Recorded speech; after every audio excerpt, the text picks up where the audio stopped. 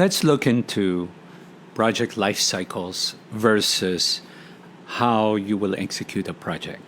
A project life cycle, when I describe it, is basically the cycle of from birth to closure of a project. And so, in project life cycle, according to the best practice standards of the Project Management Institute and most complementary standards, they come with basically several stages. The first stage in the project life cycle is the initiation phase. Some people call it the selection phase.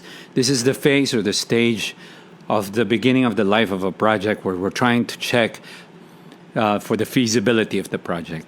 We have a good idea. We know the outcome that we're trying to achieve, but what we're trying to do is shape the initial scope of the project and check whether we have the right feasibility as it goes across.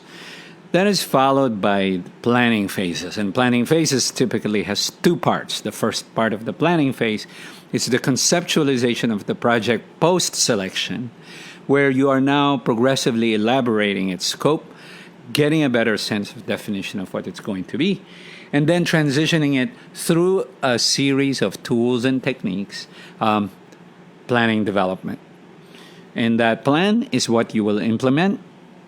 If you don't have a plan, there's nothing to implement. You can't implement what you did not plan. And so after developing the plan, you baseline it, and then you move on to project execution. And this is where we implement. We monitor the project, we report the progress of the project, and then the next stage is basically project closeout. And this is the part where we start to close the certain sections of the project and moving on to other parts. I think it would be good to take a little quick compare and contrast of what is a product life cycle versus a project life cycle. A product life cycle, if we were to use an example of an iPhone or a mobile device, right? So there is the product introduction. You introduce the product to the market and to the target market, and you do all kinds of activities to plan it out, how you will communicate it so that it appeals to the target segment that you're trying to hit.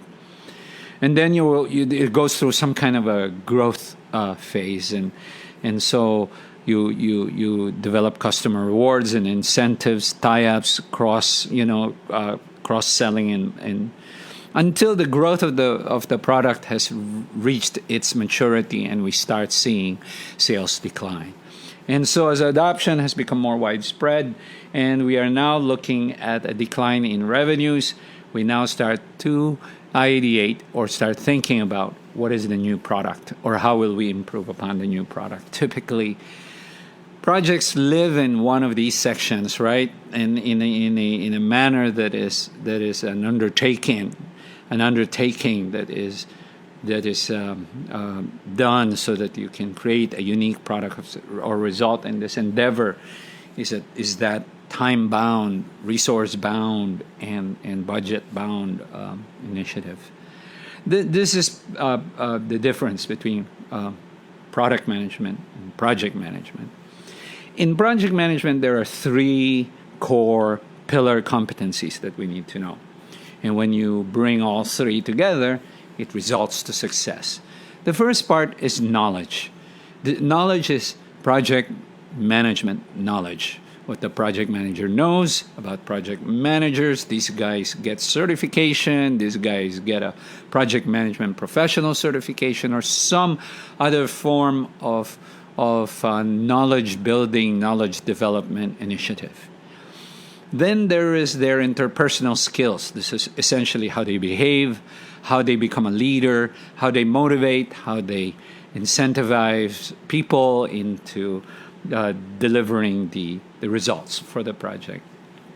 You combine the project management knowledge and the interpersonal skills, and it turns into performance. What I do not mention is that critical part where the more experienced a project manager is in the subject matter of what he is going to project manage, the better chances he succeeds. But just like any accidental project manager, it's possible that in the domain or in the area that you're trying to project manage, you don't know too much about the technicalities of what it is. So take, for example, if you're new in the company and the company is, say, for example, a consumer product company, and as a consumer product company, you make shampoo as an example, and you are not yet very well versed about the market, about the technicalities, the product functions and performance, and while you can study it, you will not have the same competency as someone who's probably been in the business for 7 years, 10 years, who understand the markets that it's addressing. And when you take this domain expertise and you then reinforce it with project management knowledge and build up the interpersonal skills that you have, the characteristics and the behaviors that you have, then you are able to have a successful project.